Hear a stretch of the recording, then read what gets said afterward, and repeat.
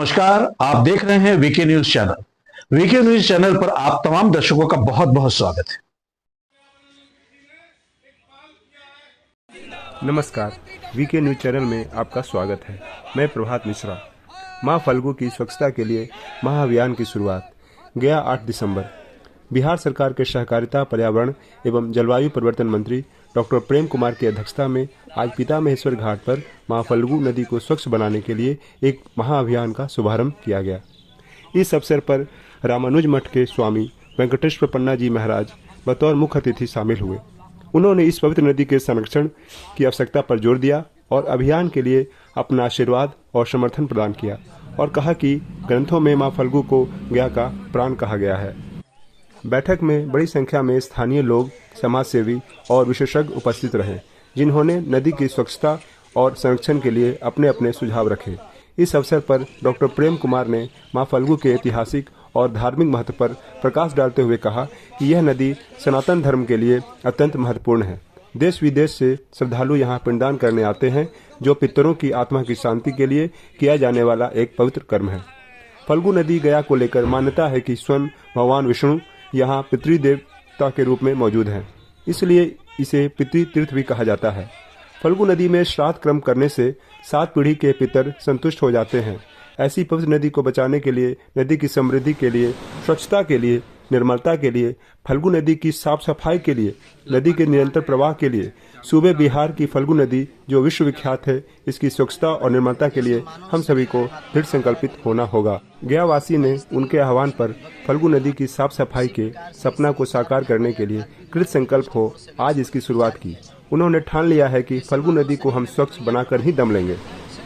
स्वामी वेंकटेश्वर पन्ना जी महाराज ने सभा को संबोधित करते हुए कहा कि मां फल्गु एक नदी नहीं, बल्कि यह भारतीय संस्कृति और अध्यात्म की जीवंत धरोहर है।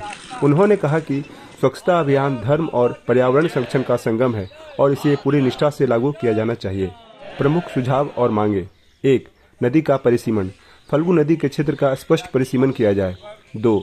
अतिक्रमण मुक्त नदी। नदी के किनारे अतिक्रमण को हटाने का ठोस प्रयास हो। 3. सीवरेज की व्यवस्था। दोनों किनारों पर उचित सीवरेज प्रणाली बनाई जाए। 4. गंदगी पर रोक। शहरों का कचरा और गंदगी नदी में डालना पूरी तरह से बंद हो। 5. घाटों का सौंदर्यीकरण। नदी के दोनों किनारों पर घाटों को सुंदर और व्यवस्थित बनाया जाए। 6. मुक्ति धाम का उपयोग। करोड़ों की लागत से बने मुक्ति धाम शवदाह गृह को उपयोग में लाया जाए, जिससे नदी में शवों के दाह संस्कार पर रोक लगा सके। डॉक्टर प्रेम कुमार ने नगर विकास मंत्री से अपील की कि शोभा की वस्तु बने शवदाह गृह पर शीघ्र कार्रवाई हो। उन्होंने कहा कि मां फल्गु की स्वच्छता और संरक्षण केवल प्रशासन का नहीं, बल्कि हर नागरिक का उत्तरदायित्व है। इस अवसर पर उपस्थित लोगों ने मां फल्गु को प्रदूषण मुक्त और सजीव बनाने का संकल्प लिया। यह महाअभियान गया शहर और इसके नागरिकों के लिए एक सकारात्मक कदम है, जिससे न केवल धार्मिक महत्व की रक्षा होगी, बल्कि पर्यावरण संरक्षण को भी बल मिलेगा। आज की इस अवसर पर विभिन्न संगठन जैसे व्यवसायिक संघ, माहुरी समाज, विश्वकर्मा समाज, मालाकार समाज, स्वर्णकार समाज, रजक समाज, चंद्रवंशी समाज, साहनी समाज शामिल होकर अपने सहभागिता का आश्वासन दिए।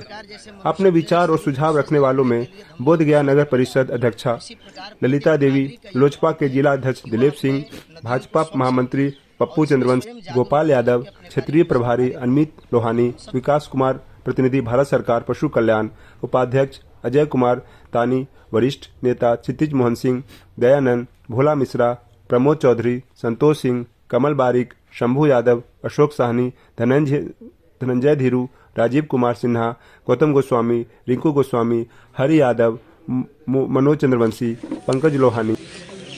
अंत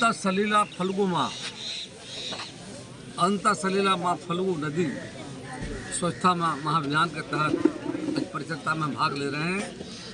इस मौके पर हम सबों के बीच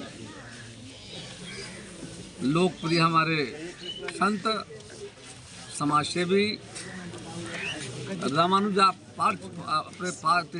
मठ के अपने स्वामी वेंकटेश्वर पन्ना जी मुख्य अतिथि हमारे हैं जाकर के।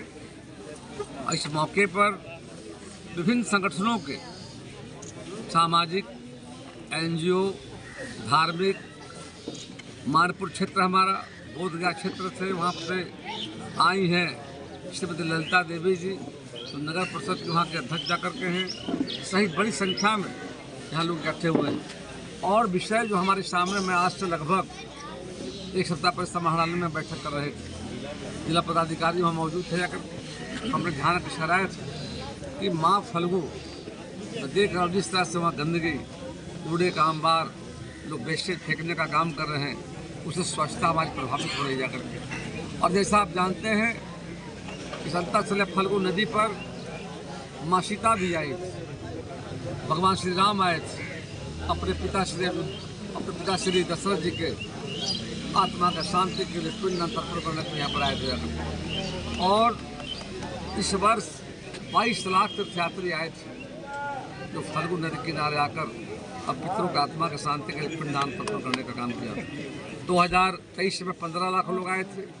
प्रतिदिन मैं देख रहा हूँ 15 से 20 हज़ार लोग यहाँ पर आ रहे हैं जाकर के हैं। ये बड़ी आबादी आ रही है और ये आस्था का विषय है। लोग आस्था का वहाँ पर छठ में देखते होंगे, सभी घाटों में बड़ी संख्या में यहाँ पर लोग आते जाकर।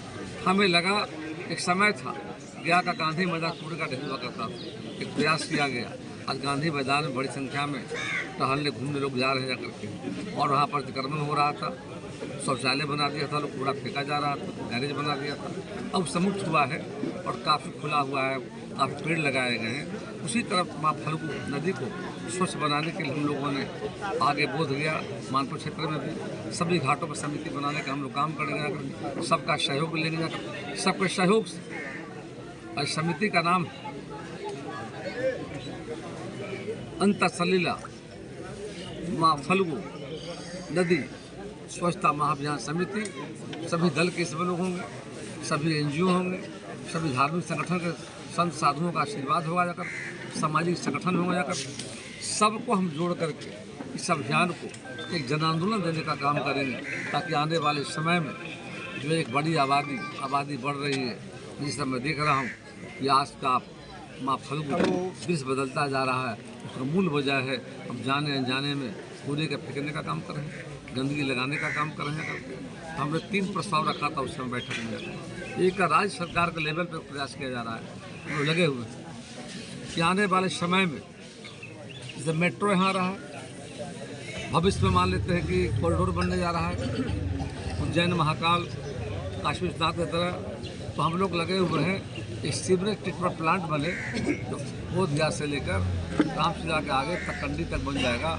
गंदा पानी फल्गु का दोनों तरफ, तो मान लेते हैं कि आपको सलेमपुर, लखीबाग, जनकपुर, तो आप कई मोहल्ले हैं, पटवा टोली हमारा है, ये तमाम जो लोग वहाँ रहते हैं, दोनों साइड का पानी निकल रहा गंदा, सीवरेज में जाकर के आगे हम WTP बनाएंगे, वाटर ट्रीटमेंट प्लांट, और पानी को शुद्ध करके कृषि के काम में पानी लाने का काम करेगा।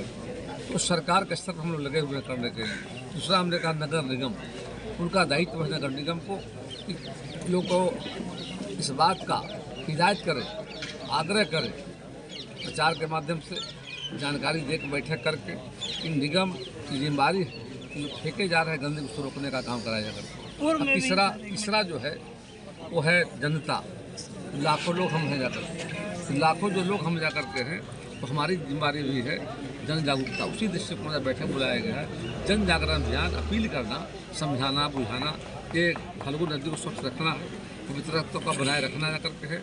हम सबों के गर्व की बात है, पूरे सनातन धर्म को लोग गया जी में आते हैं, पिंडदान तर्पण करने आते हैं। हम लोग आस्था का छठ पर्व में अनेक